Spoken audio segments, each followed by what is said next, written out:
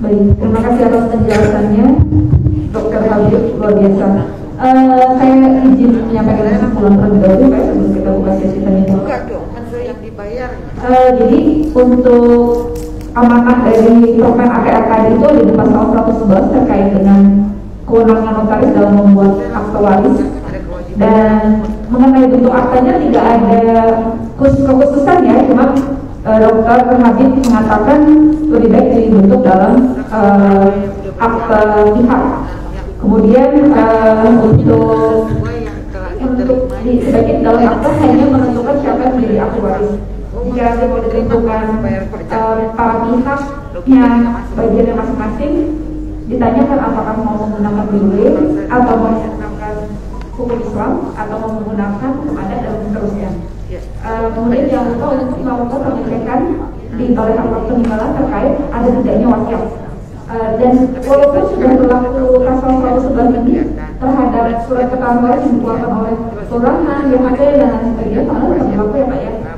Cuma mungkin nanti kalau ditanyakan ke pihak BPN mereka mau terima atau tidak gitu. Dan walaupun diberikan dalam bentuk SKW dari kelurahan, sebaiknya tetap dilakukan pengecekan wasiat di BHP. Dan untuk akta-akta yang harus disiapkan oleh notaris CPAT, selain tadi yang disebutkan, yang pertama adalah surat pernyataan waris, kemudian dilanjutkan dengan keterangan waris, kemudian ditanyakan apakah ini dibagi atau tidak, maka jika ingin dilakukan pembagian harus dibuatkan inventarisasi harta, kemudian dibuatkan lagi akta kesepakatan pembagian harta warisan, dan terakhir pernyataan untuk menerima hak warisan warisan. Jadi banyak ya pendapatan kita ya Pak ya. Ini berkat di Bapak. Baik teman-teman, sampai di sini ada yang ditanyakan? Oke, saya buka dua ya, yang Mas pakai jas hitam dan Ibu di sebelah kanan. Pertama kepada Mas yang pakai jas hitam, mohon diberikan. Tolong sebutkan nama dan wilayah jabatan.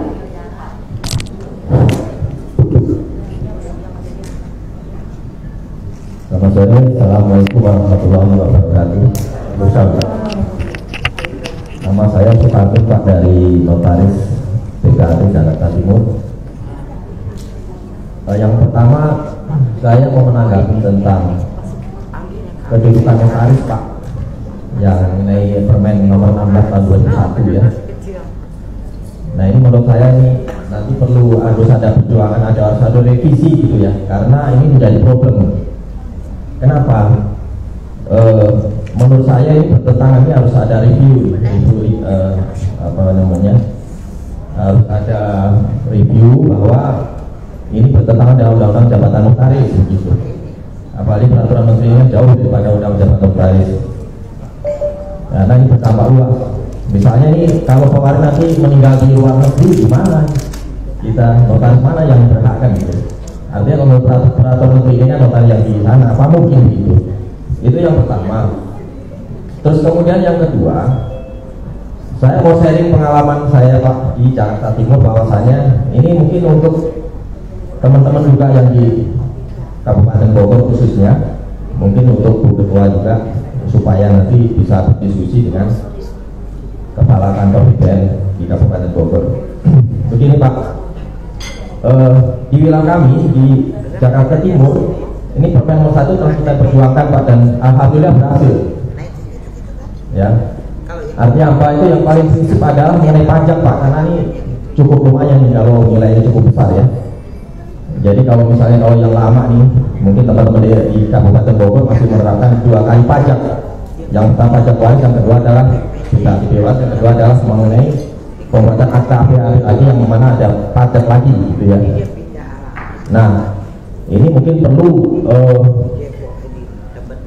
kita berharap kejadian kami sendiri di DKI ini memang nggak semuanya Pak, baru mungkin ada beberapa wilayah aja yang menerapkan. Yang tadi kami sudah berhasil, kawan saya sendiri memang sudah berhasil, tapi itu juga melalui proses yang sangat awal juga sebetulnya Pak, yang mana pertama mereka itu takut nanti ada penggelapan pajak, begitu. Memang yang tadi Bapak sampaikan itu terjadi juga di wilayah kami Pak, tapi kita jelaskan bahwa sebenarnya dengan adanya permen ini adalah mempertegas kita, itu kan Bapak Menteri yang bilang begitu, Jadi yang bawahan mestinya harus mematuhi, kan begitu kira-kira. Akhirnya mereka memahami juga mengenai ada problem lagi. Yang kedua mengenai penolakan. Awalnya kita berjuang ini juga karena harus ada penolakan. Sementara dari pengadilan negeri sendiri mereka juga nggak mau bikin penolakan secara parsial, karena memang kita tahu bahwa itu bertentangan dengan hukum positif kita. Sehingga kita berdebat juga bahwasanya dengan adanya akte yang disebut APW, ya orang bilang begitu, itu sudah jelas menyatakan bahwa para ahli waris yang lain itu sudah sepakat telah menyerahkan haknya dan tidak akan menggugat kepada yang menerima sebagian, baik satu orang atau dua orang. Sehingga dari argumen kami ini awalnya memang harus ada penolakan, Pak, tapi kita bantah karena penolakan tidak boleh. Ya, penolakan ini tidak boleh, itu bertentangan dengan hukum positif kita, gitu.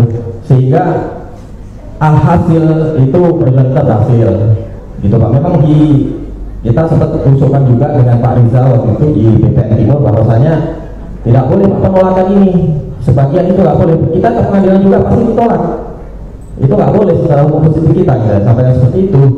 Nah ini cukup jelas sehingga mereka terima. Alhamdulillah Pak, perjuangan kami berhasil. Mudah-mudahan ini untuk pengendalian problem ini berjuang khususnya nanti mudah-mudahan segera terrealisasi, khususnya dan umumnya mudah-mudahan di seluruh desa nanti bisa dibangun dari sama.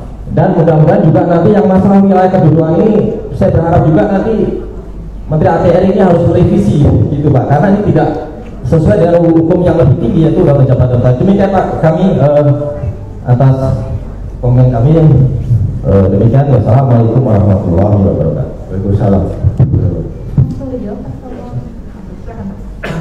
Baik, terima kasih. Kemudian ada kontradiksi yang tadi diuraikan, ya, antara Bapak Presiden dan wilayah yang tinggal, ya. Memang kalau ini mau dilakukan, saya setuju. Kita kritisi, kita juga keberatan. Tapi pada acara sore ini kita implementasinya seperti itu dulu. Nah, pertanyaannya adalah, silakan namanya tadi Pak siapa?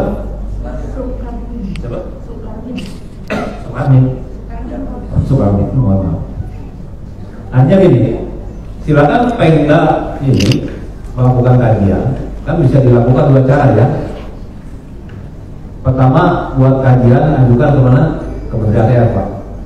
Ini loh. Sementara yang sudah dijalankan dulu, ya. Itu satu. Yang kedua, atau yang kedua, JR ajukan judicial review bahwa pasal 111 ini bertentangan dengan pasal 15 JR. Mau nggak? Pak Sukarmin? Ayo, mau nggak? Ya makanya mau nggak? Bisa dilakukan Pak Sukarmin sendirian atau Pemdanya? Ini Pak, duitnya gede. Ayo, saya setuju tuh Pak. Saya sudah terpikir, tapi teman-teman saya tanya, coba Pemdanya, perorangan boleh, Pemda juga boleh. Kalau mau kan gitu. Kalau jawabannya saya kan anggota Pak, ada ketua. Saya setuju, silakan. Pertama, ajukan keberatan secara terus kepada Menteri agar review satu itu. Kalau ini tidak bisa atau lama atau berbarengan saja simultan, ajukan juga judicial review ke Mahkamah Agung karena di bawah undang-undang. Jadi dengan alasan kami ini pasal sekian bertentangan dengan pasal itu. Silakan. Kalau nggak ada masalah, menang juga nggak ada masalah. Yang mengajukan siapa? Di antara kita semua boleh atau Pemda, karena berkepentingan Pemda. Ya kita menunggu actionnya Pemda mau atau tidak. Saya setuju itu, silakan. Tapi yang sebentar lagi dia akan berjalan dulu, dinikmati aja dulu sambil ini berjuang. Karena pasal-pasal kadang-kadang malas juga berjuang seperti itu Pak. Taunya enak saja. Tapi saya setuju, silakan bisa tunggu nanti. Kalau mau nanti Pak Sukarmin yang saya mau gimana? Saya contohnya begini. Saya dulu pernah mempersoalkan permen tentang pasal 66, tapi saya kalah. Coba baca di buku itu kan. Saya kalah. Saya coba gitu. Kenapa kalah? Karena terlalu banyak kepentingan yang harus dilakukan. Yang namanya pejabat kalau kalah itu rasanya kan malu. Kalau zaman sekarang sudah tidak bisa lagi. Coba aja. Ya. Karena saya pengalaman, saya pernah menggugat BPN Kota Surabaya 2 kali. Ada pengaruhnya nggak dalam jabatan saya? Balik nama saya yang satunya 1 bulan, 6 bulan selesai. Kan gitu. Itu kejadian. Ujung-ujungnya saya punya karyawan Pak atau kepala seksinya, Bapak harus minta maaf, cabut itu jabatan, kami selesaikan. Saya katakan 2 kemungkinan, Bapak yang pindah atau saya berhenti. Dia yang pindah. Ya dia lah, kan nggak ada masalah. Nah itu akibatnya. Tadi ditandai di situ gitu. Mau nggak? Kalau siapa yang kita berjuang sama-sama. Begitu ya Pak ya. Mungkin kita akan ngomong pelan-pelan Pak, barangkali kita sampaikan. Ya kalau kita bilang langsung sakit, ini membuat peraturannya mengesampingkan undang-undang, mungkin kita akan elok juga, tapi kita sampaikan pelan-pelan bahwasanya kalau jabatan lepas itu yang penting bukan kayak PPAT, tapi para pihak, walaupun orang Papua pun tahu ini ada di sini pun sepanjang menghadap kepada kami di Jakarta, boleh saja mungkin kita sampaikan pelan-pelan seperti itu supaya apa namanya itu mengenai ayat jabatan 5 itu dilakukan revisi dirubah gitu supaya nanti Tidak itu semuanya ya. ya Yang tidak mau itu begini, yang sebenarnya saya tidak setuju. Apa-apa Jawa Barat. Mengkritik habis-habisan di seluruh tempat, tapi dijalankan juga. Jadi kita kritisi habis-habisan, ini jelek, ini salah, ini tidak benar, menjalankan juga. Kalau memang mengkritisi ya, keep silent, ini jalankan, tapi perjuangan juga bareng-bareng itu kan. Tapi nggak mau silahkan diperjuangkan. Saya setuju ya. Sudah pengalaman yang bisa review belum? Sukanya? Belum? Kenapa? Kenapa? Pengalaman DR di MK. Judicial review. Ya. Belum Pak, belum nanti saya Pak, mudah-mudahan nanti kita tunggu aja kabar, mudah-mudahan nanti ada kabar baik. ya tahu Pak, jalanin aja. Saya udah pengalaman 4 kali soalnya. Jadi yang ini belum coba. Itu pertanyaan pertama ya, silakan. Yang kedua, itu kan pasal 111 itu satu rangkaian ya, betul ya. Tapi tadi disebutkan pasal ayat-ayat berikutnya kan jalan. Ini kan sebenarnya perintah undang-undang harusnya tanpa dasar jalan saja kan. Tapi Pak Soekarno harus apa tadi? Berjuang juga kan itu dengan kepala kantor pertanahan. Makanya tadi saya mengatakan mungkin Jakarta Timur ya. Silakan studi banding ke Jakarta Timur kan dekat studi banding. Bagaimana Jakarta Timur bisa menjalankan seperti itu? Atau studi banding ke Semarang jalan juga. Tapi sebagian daerah belum jalan Pak. Belum jalan. Karena alasannya tadi takut apa? Menggelapkan pajak. Takut menggelapkan pajak. Sebenarnya nanti kita menyampaikan kepada kantor masing-masing itu begini, logika sederhananya begini Pak, dengan ada peraturan ini berarti ada tujuan dan maksud gitu. Nah kalau nggak dilaksanakan, ngapain ini Pak Menteri bikin peraturan kan gitu Pak kira-kira. Ya, makanya kepala kantor pertanahan itu kan termasuk pejabat di bawahnya beliau Pak Menteri. Mestinya itu harus jalankan. Kalau nggak jalankan sama juga, kenapa dibikin berarti kurang patuh ada bapaknya Pak Bosnya kan gitu. Kira-kira begitu sih logika data saya gitu Mas. Itu kan hanya masalah cara, silakan Bapak Ibu Ketua Pemdanya untuk menghadap itu aja lah. Kan itu selesai kita nikmati bersama, itu aja. Bisa dipahami ya, cukup sudah ya. Gak apa-apa, pemasukan yang sangat bagus. Nanti ngobrol sama Ibu Ketuanya ada di depan, gimana caranya, kan itu. Itu bisa menjadi bahan untuk teman-teman pengurus Pemda yang Pak, bagaimana cara memperjuangkannya. Memang jangan terlalu keras juga Bu ya, pelan-pelan aja dulu, ajak kopi tapi minumnya teh yang tidak boleh. Ajak kopi minumnya kopi, ajak kopi minumnya teh, ini nggak cocok, kan teh namanya. Ya silakan dulu di itu saya setuju kan itu. Tapi karena aturan itu kadang-kadang tidak running well, artinya tidak langsung berjalan baik. Antara yang membuat peraturan undang-undang di belakang meja dengan implementasi nggak nyambung. Tapi itu yang terjadi. Baik, silakan yang lainnya. Baik, untuk selanjutnya tadi yang Ibu dulu sebelah kanan.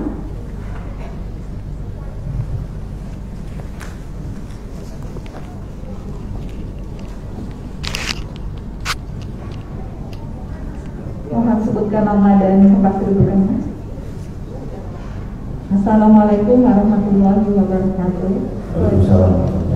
Saya Florina, notaris PPAT Kabupaten Bogor. Kenal nggak dengan ketuanya? Nggak kenal katanya. Saya mau ada kasus yang bukan kasus lah, ini ada satu klien yang kemungkinan ini bisa diterapkan sebagai test case ya untuk pasal 111 Permen yang 16/2021. Jadi gini Pak Habib, ini ada wanita WNI keturunan Tionghoa menikah dengan warga negara asing, warga negara Malaysia. Kemudian wanita ini meninggal di Malaysia dan perkawinannya ini terdaftar di daftar untuk pernikahan warga negara asing di Jakarta, didaftarkan. Kemudian setelah wanita istrinya meninggal, mereka tidak mempunyai anak, juga tidak mengadopsi anak. Kemudian saudaranya datang ke notaris di Jakarta Barat, kemudian minta dibuatkan surat keterangan waris.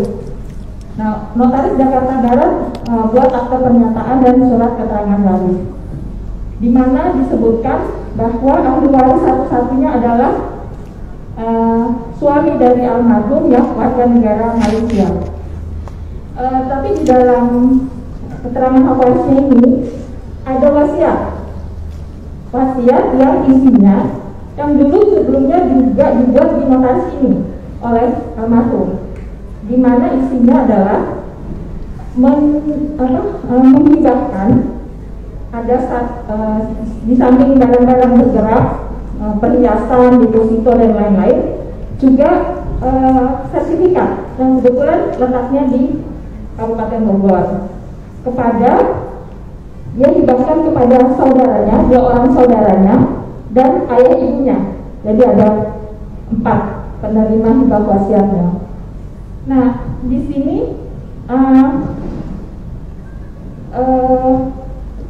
seperti yang tadi ya Pak, meninggalnya di Malaysia. Nah, kedudukan almarhum ini atau pewaris ini apakah dilihat berdasarkan identitas misalnya KTP atau benar lokasi meninggal, tempat meninggal? Karena kalau dilihat dari tempat meninggal di Malaysia, tapi masih mempunyai KTP di Jakarta, gitu. Nah, ini tempat kedudukan ini yang dimaksud yang mana? Apakah tempat meninggal atau KTP yang kita lihat? Nah, kebetulan ini rekan notaris Jakarta melihat mungkin dari KTP sehingga dia membuatkan ini atas permintaan saudara dari almarhum. Nah, saya sudah coba untuk tadi sih bingung juga ini bagaimana, karena di sini ahli warisnya satu-satunya adalah warga negara asing suaminya, gitu. Tapi ada hibah wasiat untuk saudara dan orang tuanya. Ini yang menjadi pertanyaan. Tapi saya coba untuk BPHTB. Bapaknya di sini terima Pak, jadi tidak minta 2 kali. Jadi langsung ahli waris, langsung penerima wasiat. Jadi soalnya itu penerima wasiat yang 4 orang ini, itu aja yang kewajiban mereka aja yang harus dipenuhi untuk pembayaran BPHTB-nya. Jadi tidak 2 kali, karena sebenarnya kalau dilihat kan harusnya ada ke suaminya ya selaku ahli waris gitu. Di sini mereka langsung BPHTB-nya adalah 4 orang yang akan menerima hak ini. Nah, apakah sekarang untuk balik namanya Pak, penerapan pasal 111 ini apakah akte hibah wasiat yang dibuat ini yang bisa saya bawa ke BPS untuk minta agar sertifikat langsung bisa dibalik nama ke 4 orang penerima hibah. Saya rasa itu Pak. Terima kasih. Itu sudah selesai belum? Waktu itu sempat ke BPN Pak. Saya tanya apakah Permen 16 ini bisa berlaku. Menurut mereka sih bisa Bu, dia bilang itu. Cuman saya belum masuk di berkasnya Pak. Biasa dicoba dulu. Cuman masalahnya yang warga negara suaminya ini Pak, apa harus kita bikin penolakan atau gimana ya? Baik, begini langsung ya. Jadi dalam pewarisan itu kan syaratnya 3 kan, karena hubungan asal darah. Kedua karena hubungan perkawinan ya, suami atau istri. Yang ketiga karena wasiat. Atau yang keempat adopsi, bukan pengangkatan anak ya. Karena kalau bagi saya adopsi pengangkatan anak itu berbeda. Jadi hubungan darah, perkawinan, wasiat, karena adopsi. Kalau itu tinggal dipilih salah satu saja yang mana kan itu sudah memenuhi syarat untuk jadi pilih salah satu, sudah memenuhi syarat dia sebagai ahli waris dari yang bersangkutan. Nah, dalam kaitan kasus tadi kan hubungan perkawinan kan dua-duanya berbeda. Suaminya masih hidup. Berarti kan ahli warisnya adalah suaminya. Suaminya kan? Iya, betul. Jadi ahli waris itu adalah suaminya kan itu. Agamanya apa kalau dalam sejarah? Kalau suaminya warga negara ini orang India, keturunan India ya Pak. Tapi warga negara Malaysia. Kalau saudara sama ayahnya Buddha ya? Nah, kalau sudah seperti itu kan kita akan bertanya mengenai susunan ahli warisnya. Oh, dipakai mana? Yang mana itu? Nah, seperti itu. Karena biasanya akan menggunakan hukum waris yang meninggal dunia, akan seperti itu. Jadi katakanlah misalnya, oke lah, ahli warisnya India tadi kan 1. Iya. Misalnya 1. Kan boleh karena ada hubungan perkawinan. Apakah dia berhak atas tanah Indonesia? Benar kan? Berhak kalau tidak? Pasal 21 BA mengatakan bahwa yang berhak atas Indonesia adalah WNI kan? Hanya itu ada klausul 1 tahun harus diambil. Ini miliki aja dulu sama si WNI. Tapi dalam waktu 1 tahun harus menyerahkan kepada orang lain. Kalau dilihat dari meninggalnya udah lewat 1 tahun Pak. Enggak, dia perolehannya. Bukan meninggalnya, perolehannya. Jadi meninggal hari ini, keterangan warisan ini, ya hari ini dia baru berhak kan. Nah dari ini disiap didaftarkan itu 1 tahun. Ya lebih kan. Kalau sudah itu tanah menjadi dikuasai oleh negara. Itu prinsipnya kan begitu, normanya di pasal 21 OPA kan seperti ya. Itu ditemukan dulu. Nah bagaimana dengan hibah wasiat? Nah gitu ya. Sudah tentu kalau menurut saya harus berunding itu, dipanggil semuanya yang dapat hibah wasiat berapa orang, terus yang suaminya itu kan itu. Tanya apa sih India ini suaminya menuntut atau enggak? Menurut TLP atau tidak? Kan itu sebenarnya. Jadi yang namanya hibah wasiat ya tidak langsung harus berjalan. Jika ada ahli waris lain yang menuntut, itu ada yang saya loh. Nah seperti itu. Jadi tanya kepada suaminya, ibu bapak mau menuntut hak bapak kan? Kalau dia mengatakan, saya tidak mau lah, untuk kamu aja baru hibah wasiat kita jalankan. Tapi kalau si suaminya menuntut, oh ini ada hak saya, berarti hibah wasiat kita tunda dulu.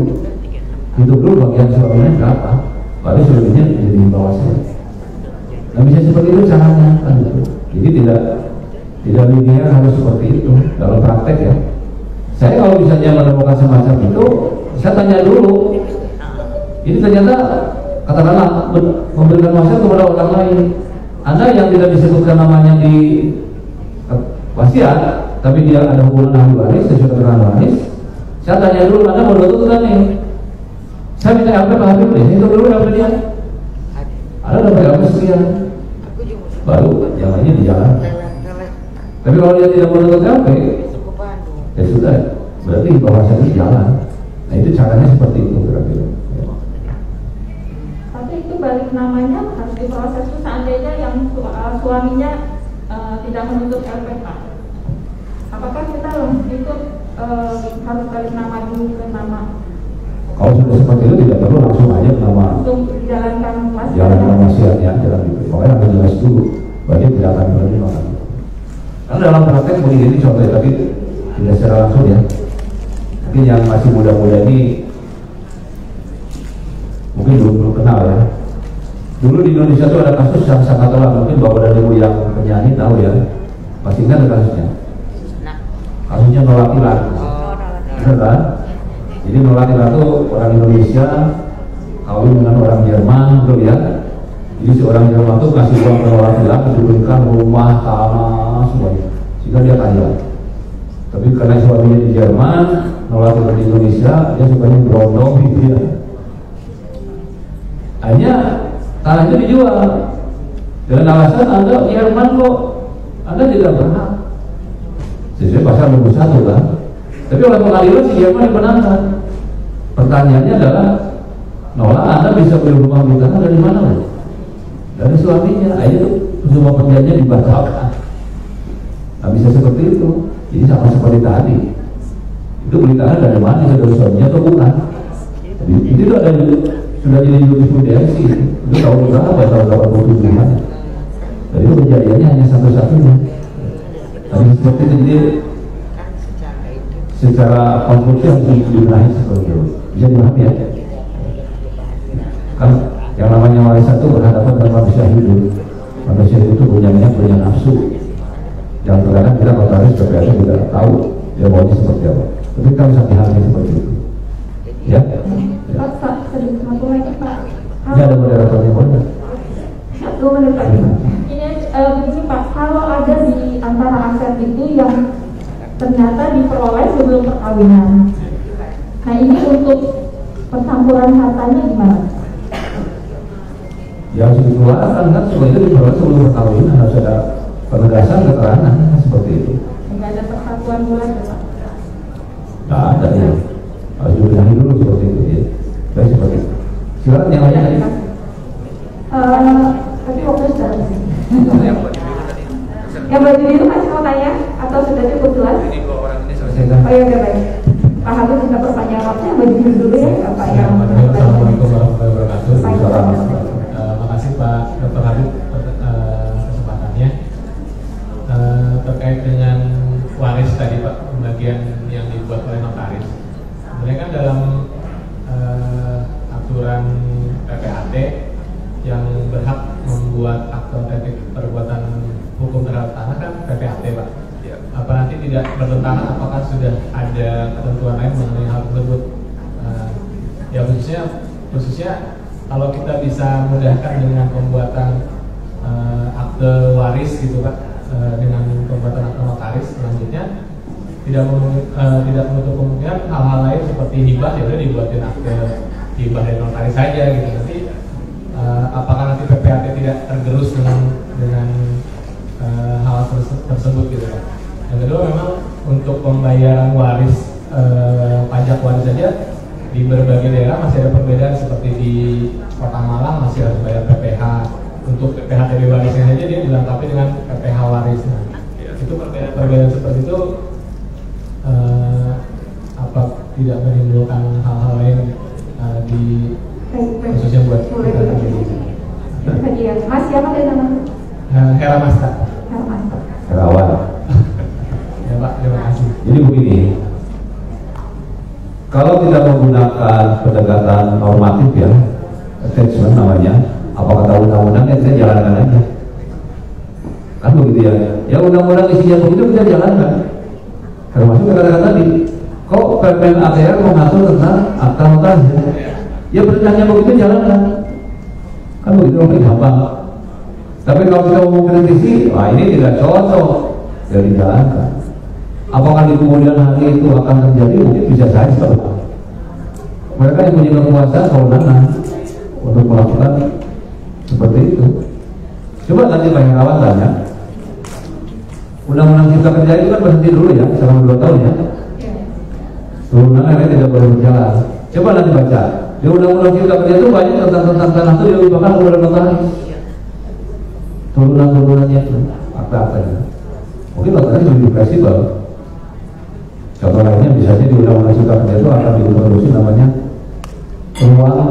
ruang bawah tanah. Itu nanti ada aktanya, entah akta PPAT atau akta apa, saya belum tahu. Jadi nanti ada aturan hak atas tanah berapa meter kita ke bawah memiliki, menguasai, misalnya 30 meter ke bawah itu ruang bawah tanah. Kalau Bapak misalnya pernah ke Singapura, itu kan ruang bawah tanah semua. Jadi akan seperti itu nanti. Nah, di Indonesia kan belum jelas. Itu akan lahir dari akta baru. Saya belum tahu apakah itu dengan akta notaris atau akta PPAT. Jadi ada kemungkinan seperti itu. Apakah akan terus? Gitu ya? Mungkin saja kan gitu. Mungkin saja. Ya kan sudah jadi notaris. Dua-duanya kan enak juga kan gitu. Begitu ya. Nah yang ketiga sama dengan Pak siapa dan Jakarta Timur tadi ya. Ternyata beda tuh malah dengan Jakarta Timur. Hidupnya undang-undang itu di NKRI juga kan. Tapi tergantung isi kepala kantor kan hal itu. Makanya saya katakan silahkan berkomunikasi, berundingkan. Ini aturannya sama gitu ya.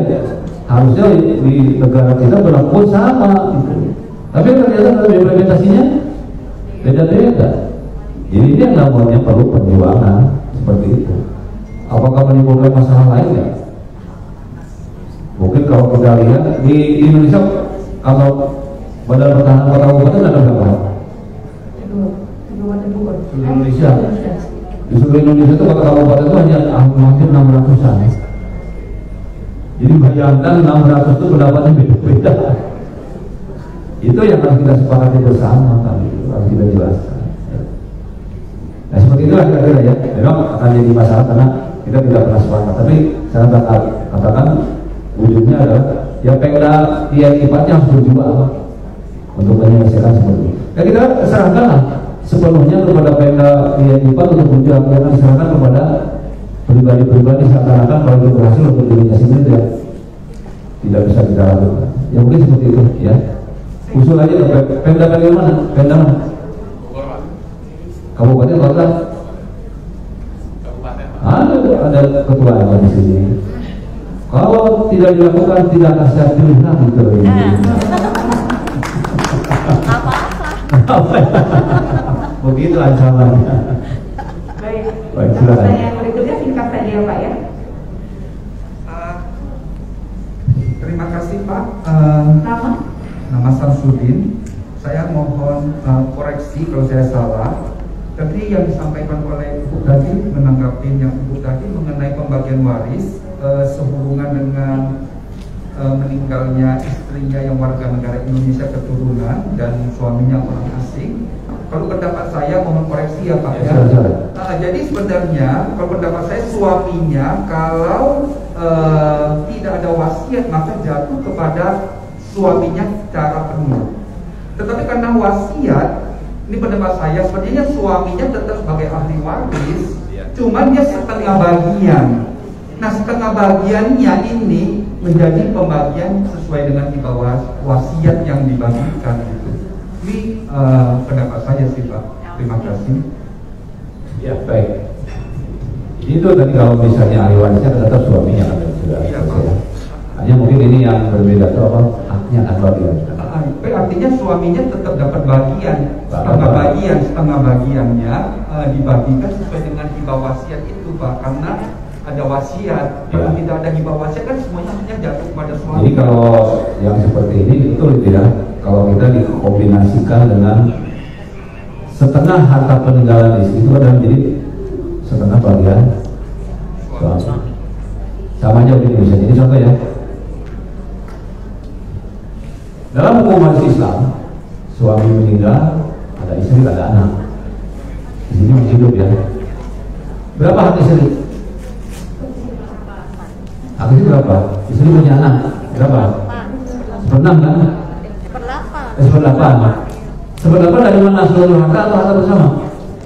Dari kan kalau enggak tergantung dia punya ini enggak bisa harta atau enggak. Nah itu.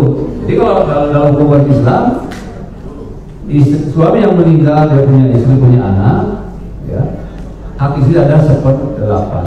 Menghitungnya dari mana? Seluruh harta itu. Kalau itu 100 miliar ada 100 miliar. 1/8 kali 100 miliar kan? Itu 1/8. Pendapat yang kedua, ada juga mengatakan bagi dua dulu dong. Karena tadi gunung gini ya. Kalau ini hak suami, ini hak istri, ambil 50 miliar. Istri dapat sependapat kali 50 miliar. Nah 7/8-nya itu bagian ahli waris. Itu di Indonesia begitu. Tapi di kompilasi hukum Islam yang kedua itu pakai bagi dua dulu dong. Tapi kalau datang kepada Ustaz lain lagi, langsung. Nah seperti itu Pak. Di Indonesia ini kan itu. Jadi yang dipakai apa? Ya kalau si suaminya saya kena kawan ini istri saya, silakan. Artinya kita tidak melanggar aturan mainnya gitu Pak. Artinya kan karena dia WNI, kan dia tunduk pada hukum BW gitu Pak. Iya, ya boleh Pak, nggak apa-apa.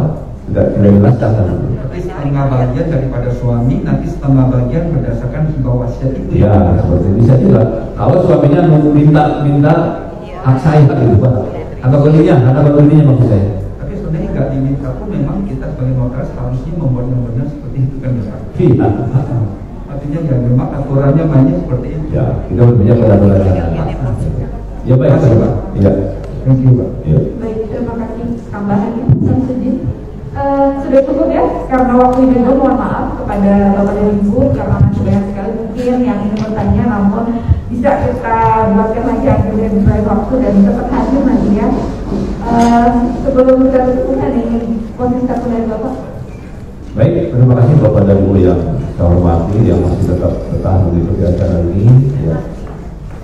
Jadi kalau kewajiban sebagai notaris dan BPAT karena kita melayani masyarakat, ya kita mau tidak mau tiap saat tiap waktu harus mengupgrade dan mengupgrade keilmuan kita. Karena yang kita tawarkan, istilahnya tawaran kalau dunia marketing adalah kapital intelektual. Yang kita tawarkan itu adalah tadi yang kata Pak Samsudin, kemampuan berpikir, bertindak, lain-lain. Itu sebenarnya yang diminta oleh masyarakat. Jadi mau tidak mau kita harus belajar tadi, kan? Tiap saat tiap waktu. Kami menjalani jabatan selama 20-30 tahun kan kita tidak mungkin bermodalkan ilmu ketika kuliah, setelah itu kita main di dalam apa. Dan yang kedua, mudah-mudahan yang kita bicara pada hari ini ada manfaat dan gunanya. Sudah betul, belum sempurna betul. Tapi dengan diskusi dan seminar bisa kita saling melengkapi dan saling berbagi. Jika ada yang salah atau yang kurang dari slide atau makalah tadi, yang mari kita diskusikan lagi untuk membuatkan ke masa depan. Karena bagi saya, kalau Al-Quran sudah habis tertutup, tinggal ditafsirkan, nah gitu ya. Tapi kalau keilmuan macam begini akan terbuka sampai kapanpun dengan berbagai pendapat. Pendapat terbarulah yang akan kita pakai jika itu memang ada. Mungkin cukup itu, terima kasih. Selamat beristirahat, selamat berjuang dalam karyanya masing-masing. Terima kasih. Assalamualaikum warahmatullahi wabarakatuh.